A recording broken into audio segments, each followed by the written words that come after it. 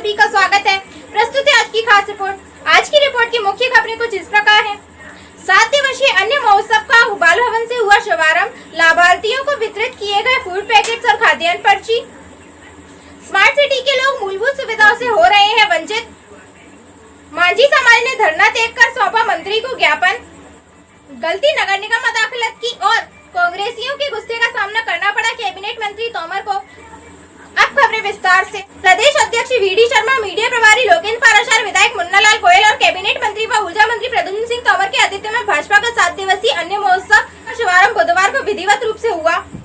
इस अवसर पर हितग्राहियों को खाद्यान्न के पैकेट और फूड पर्ची का वितरण कर महोत्सव का शुभारंभ किया गया। मध्य प्रदेश शासन और भारत सरकार द्वारा चलाई जा रही विभिन्न कल्याणकारी योजनाओं के बारे में यहां मौजूद लाभार्थियों को बताया गया। खाद्यान्न पर्ची को लेकर लाभार्थियों में खासा उत्साह देखने को मिला। अन्न महोत्सव कार्यक्रम के दौरान वीडियो कॉन्फ्रेंसिंग के जरिए मध्य प्रदेश के मुख्यमंत्री शिवराज सिंह चौहान द्वारा भी संबोधित किया गया। इस बीच श्री चौहान ने लाभार्थियों से भी बात की और उनका हालचाल भी जाना।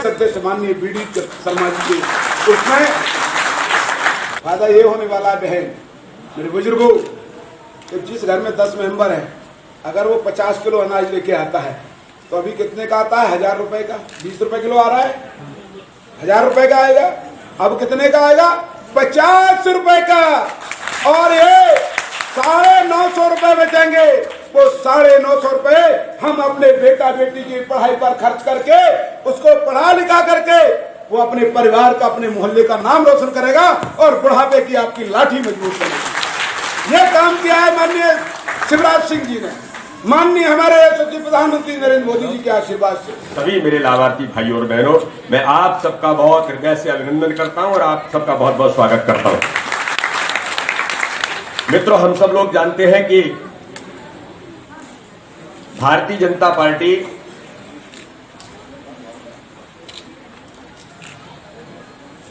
डॉक्टर श्यामा प्रसाद मुखर्जी, पंडित दीनदयाल उपाध्याय, बाबा साहब अम्बेडकर के उन विचारों पर चलने वाला दल है। केवल गरीबी हटाओ का नारा भारतीय जनता पार्टी ने नहीं दिया, लेकिन भारतीय जनता पार्टी की सरकार है, चाहे प्रदेश के अंदर हो चाहे केंद्र के अंदर बनी हो। दीनदयाल उपाध्याय जी नगला चंद्रभान में छोटे से गांव में झोपड़ी के अंदर रहते थे और प्रधानमंत्री बनने के बाद जब वो गए और उनके गांव के अंदर एक स्मारक बनाया और देखा कि जो चित्र लगा है, तो प्रधानमंत्री उस चित्र के सामने खड़े हो गए और उनकी आंखों में आंसू आ गए। तो लोगों ने कहा कि प्रधानमंत्री को क्या हो गया? तो वो देखते हैं कि जो चित्र लगा है वो उनके घर का है, जिन्होंने भारतीय जनता पार्टी जनसंघ को खड़ा किया था। उनके झोपड़ी का चित्र लगा था। उन्होंने कहा कि जो एक गरीब व्यक्ति ने, अंतिम छोर के गांव के झोपड़ी में रहने वाले व्यक्ति ने भारतीय जनता पार्टी को खड़ा किया है, तो इस भारत के अंदर कोई व्यक्ति ऐसा नहीं बचेगा जिसका अपना स्वयं का घर नहीं होगा और प्रधानमंत्री आवास योजना उसमें से निकली। और आज मुझे गर्व है, 3 करोड़ से ऊपर गरीब परिवारों को प्रधानमंत्री आवास योजना में इस मध्य प्रदेश, पूरे देश के राज्यों में माननीय प्रधानमंत्री ने प्रधानमंत्री आवास योजना के माध्यम से स्वयं के घर जो अंतिम छोर पर रहते हैं उनको देने का काम भारतीय जनता पार्टी के माननीय प्रधानमंत्री ने किया है। लेकिन उसी योजना में मध्य प्रदेश को पिछले समय में 2,43,000 घर, कितने? 2,43,000 घर माननीय प्रधानमंत्री जी ने मध्य प्रदेश को भेजे थे। कमलनाथ जी मुख्यमंत्री थे। आज आपको पता है, आपको राशन, अभी तक राशन नहीं मिलता था। राशन आज मिल गया। आज तो मिल गया, इसके पहले नहीं मिलता था। हाँ, पहले नहीं मिला था। अच्छा, आज आप कैसा महसूस कर रही, कैसा लग रहा है आपको राशन मिल रहा है? आज अच्छा लग रहा साहब, आपने कृपा कर रही। हाँ। प्रधानमंत्री जी ने योजना शुरू की है कोविड काल में, उसका भी अब आप खुश हो? खुश हो आप? खुश है सर। हाँ, खुश है साहब।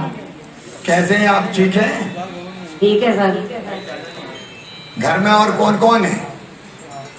बच्चे लोग हैं। लाल साहू जी, श्री भगवान लाल जी साहू, उसके बाद श्री कमलेश शर्मा, श्री कमलेश शर्मा, श्रीमती सुमन शिंदे, शीला जाटव के बाद श्रीमती सुमन। स्मार्ट सिटी में लोग मूलभूत सुविधाओं से हो रहे हैं वंचित। नगर निगम से सड़क, बिजली, पानी, सीवर, साफ सफाई जैसी समस्याओं को हल करने के लिए लोगों को लेना पड़ रहा है धरना प्रदर्शन का सहारा। इन्हीं समस्याओं को लेकर बुधवार को पार्षद तोमर द्वारा नगर निगम मुख्यालय पर क्षेत्रवासियों के साथ जबरदस्त तरीके से प्रदर्शन किया गया एवं समस्याओं को हल करने के लिए एक ज्ञापन नगर निगम आयुक्त को सौंपा गया, जिसके अनुसार यदि 7 दिन में लोगों की समस्याओं का निराकरण नहीं होता है तो इससे भी कहीं उग्र प्रदर्शन किए जाने की बात कही गई है। मेन रोडें हैं जिनमें पिछले 1 साल से छोटी छोटी समस्याओं के लिए आम आदमी जनता परेशान है। जगह जगह सीवर की लाइनें चौक हैं, चैम्बर टूटे पड़े हुए हैं, रोड अधूरी डली हुई हैं, कई गुड़ीगुड़ा नाके की रोड अधूरी है। मुख्यमंत्री अधोसंरचना के द्वारा जो नाला बनाया जा रहा था वो अधूरा छोड़ के चला गया ठेकेदार।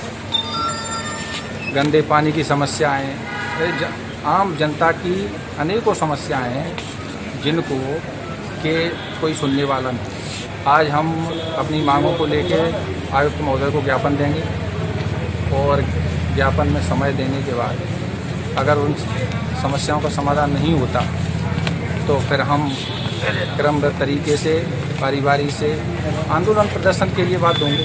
ज्ञापन प्रति आयुक्त नगरपालिका निगम ग्वालियर। जनता की मौलिक समस्याओं का निदान करने बाबत उपरोक्त विषय निम्न प्रकार हैं। गुड़ीगुड़ा नाका से मुक्तिधाम तक अधूरी डामर रोड को तत्काल पूर्ण किया जाए। मुख्यमंत्री अधोसंरचना के तहत बनाए जाने वाला नाला गुड़ा कलारी पर अधूरा छोड़ दिया गया है, उसे तत्काल पूर्ण किया जाए। वार्ड 52, 54, 55 में अनेक जगह सीवर चैम्बर टूटे हुए हैं, उन्हें तत्काल बदला जाए।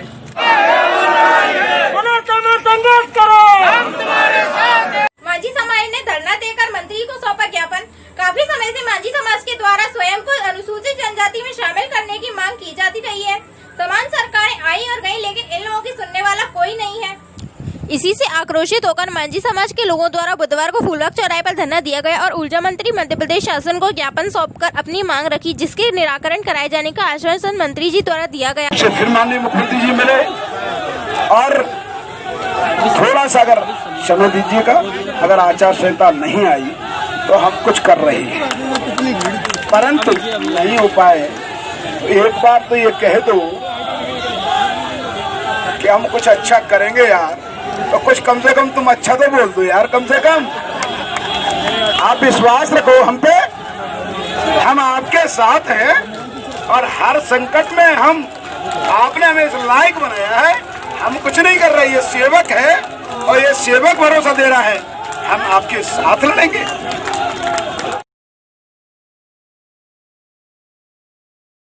आपकी मांगे हैं, न्यायोचित मांगे हैं। कमलनाथ जी ने आश्वस्त किया है कि उन मांगों के प्रति यदि आपका समर्थन मिलता है तो, नहीं मिलता है तो आने वाले समय में जरूरत पड़ेगी तो आपके साथ संघर्ष करके आपके हक को दिलाने की कोशिश करेंगे। आप सबको, हम सबकी ओर से शुभकामनाएं। कांग्रेस पार्टी आप लोगों के साथ खड़ी है। इस संघर्ष में माननीय कमलनाथ जी प्रदेश कांग्रेस कमेटी के अध्यक्ष आप लोगों के साथ खड़े हैं। कांग्रेस की सरकार बनेगी। फूलबाग चौराहे पर कैबिनेट मंत्री प्रद्युम्न सिंह तोमर को उस समय कांग्रेसियों के गुस्से का सामना करना पड़ा जब वे मांझी समाज के द्वारा दिए जा रहे धरने में धरना स्थल पर ज्ञापन लेने के लिए पहुंचे। घटना कुछ इस प्रकार घटी कि बुधवार को नगर निगम ग्वालियर के मदाखलत दस्ते के द्वारा फूलबाग चौराहा क्षेत्र में होर्डिंग और बैनर हटाए जा रहे थे। कांग्रेस के द्वारा आगामी पूर्व मुख्यमंत्री की यात्रा को देखते हुए उनके वेलकम के लिए जो होर्डिंग और बैनर लगाए गए थे उन्हें मदाखलत की टीम द्वारा हटा दिया गया था, जबकि भाजपा की एक होर्डिंग मेन गेंट्री फूलबाग चौराहे पर लगी रहने दी गई। इसी को लेकर कांग्रेसियों के बीच आक्रोश था, जिसका विरोध करने के लिए वे चौराहे पर इकट्ठे हो रहे थे। फूलबाग चौराहे पर ही मांझी समाज का कुछ मांगों को लेकर धरना चल रहा है। धरना स्थल पर इसी बीच श्री तोमर का ज्ञापन लेने के लिए आगमन हुआ। श्री तोमर को देखकर कांग्रेसियों का गुस्सा भड़क गया और आक्रोशित होकर नारेबाजी करने लगे। हालांकि चौराहे पर काफी पुलिस का भी बंदोबस्त था और एसडीएम भी मौजूद थे। बावजूद इसके कैबिनेट मंत्री के बेहद नजदीक पहुंचकर कुछ कांग्रेसी कार्यकर्ताओं द्वारा नारेबाजी की जाने लगी। इससे माहौल गर्म हो गया और बात झूमा झटकी तक पहुंच गई, लेकिन पुलिस की मौजूदगी व गार्ड्स की सतर्कता के चलते पूरा मामला शीघ्र ही काबू में पा लिया गया। इसी बीच कैबिनेट मंत्री प्रद्युम्न सिंह तोमर मांझी समाज के ज्ञापन लेने के बाद अगले कार्यक्रम में पहुंचने के लिए रवाना हो गए, जबकि कांग्रेसियों का प्रदर्शन जारी रहा। फूलबाग चौराहे पर भाजपा के खिलाफ आक्रोश जाहिर करते हुए प्रदर्शन करने वालों में पूर्व मंत्री लाखन सिंह यादव और ग्वालियर विधानसभा के प्रत्याशी सुनील शर्मा, वीर सिंह तोमर, देवेंद्र शर्मा, भीकम सिंह यादव, नाजिम खान सहित तमाम सीनियर कांग्रेस लीडर्स मौजूद थे। फूलबाग पर कांग्रेस नेता कार्यकर्ताओं का यह हंगामा काफी देर तक चलता रहा, जिससे यातायात भी प्रभावित हुआ।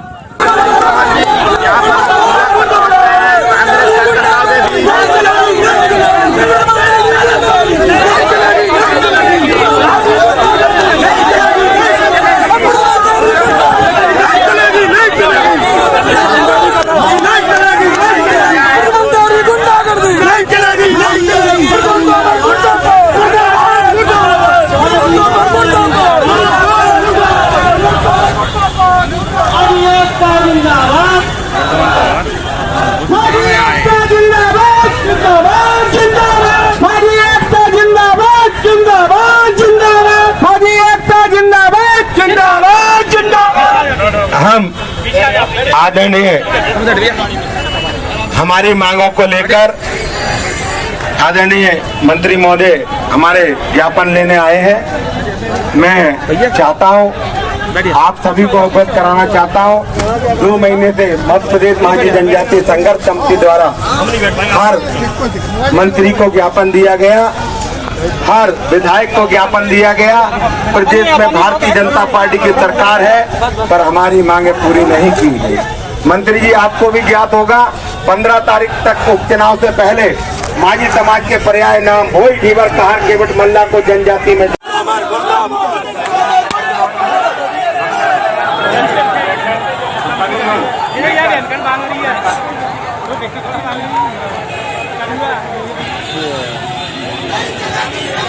इस तरह की पुलिस के प्रशासन के दम पर गुंडागर्दी करा रहे हैं। हमारे एक कार्यकर्ता को अभी जो प्रद्युमन ने खुद ने पकड़ के मारा, मोमडन समाज का हमारा कार्यकर्ता है, हमारे झंडे तोड़े। इस तरह की गुंडागर्दी हम कभी बर्दाश्त नहीं करेंगे। हम ईंट से ईंट बजाने के लिए सारा हमारा नेतृत्व बैठा, हमारी बैठी, सारी हमारी महिला नेत्रियां बैठी हैं। हम लोग इस तरह से डरने चुकने वाले नहीं है। भारतीय जनता पार्टी और उनके नेतृत्व को इस बात को लेकर पूरा भयभीत है। उनको लग रहा है ग्वालियर की जनता में, आम आवाम में उनके प्रति जो सम्मान, उनके स्वागत सत्कार के लिए जितना ग्वालियर चंबल क्षेत्र का मतदाता आम आवाम लालायित है, इसको लेकर भारतीय जनता पार्टी में खलबली मची हुई है। और हमारे अति उत्साही कार्यकर्ताओं ने जिस रूट से उनका मेगा शो होने वाला कमलनाथ जी का, उस मेगा शो पर हमारे अति उत्साही कार्यकर्ताओं ने अपने होर्डिंग और बैनर लगा रखे थे। आज भारतीय जनता पार्टी के इशारे पर यहाँ का कमिश्नर जो 2 कौड़ी का नौकर, वो नौकर ने यहाँ नगर निगम के सारे अमले को बुलाकर हमारे पूरे जो हमारे हजारों रुपयों के पैसों से खर्च करके हमारे कार्यकर्ता ने होर्डिंग बैनर लगाए थे, सारे के सारे प्रशासन के द्वारा निकलवा लिए गए। मैं इस बात को यूँ कहना चाहता हूँ, ये भारतीय जनता पार्टी का बैनर आप लोग देख रहे हैं। हम चाहते हैं कि कम से कम आप लोग इस धरती के चौथे स्तंभ, हम चाहते हैं कि आपको सच्चाई की बात करना चाहिए। ये मीडिया से मेरी गुहार है कि इस तरह से अन्याय हो रहा। हमारे कार्यकर्ताओं को अभी प्रद्युमन ने खुद ने आके यहाँ मार पीटा नाजिब भाई को। इस तरह का व्यवहार